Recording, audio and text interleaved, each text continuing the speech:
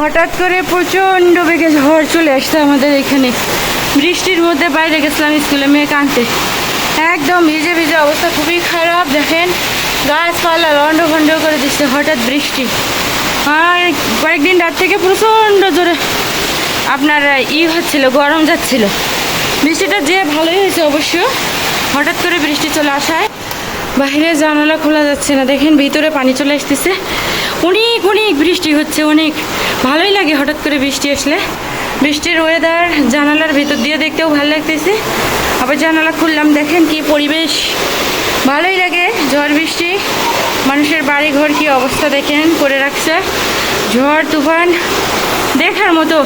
টানা 2 দিন বৃষ্টি, গরমের পর অসহ্য গরমের পর আর কি, এক কথায় অসহ্য গরমের পর আজকে একটু আকাশ মেঘ করেছে, বৃষ্টিও আসছে।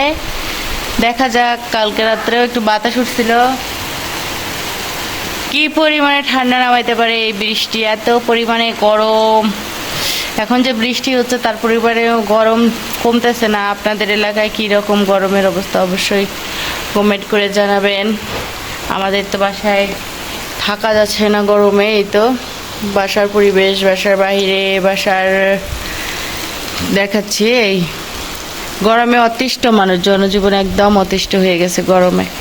মানুষজন গরম সহ্য করতে পারতেছে না, অসুস্থ হয়ে যাচ্ছে, কার প্রেশার বেড়ে যাচ্ছে, হাই প্রেশার হয়ে যাচ্ছে, এই আর কি অবস্থা। তারপরে বৃষ্টি চলে আসছে আমাদের এখানে, তো বৃষ্টি চলে আসছে। আপনাদের এখানে কি অবস্থা অবশ্যই সেটা কমেন্ট করে জানাবেন।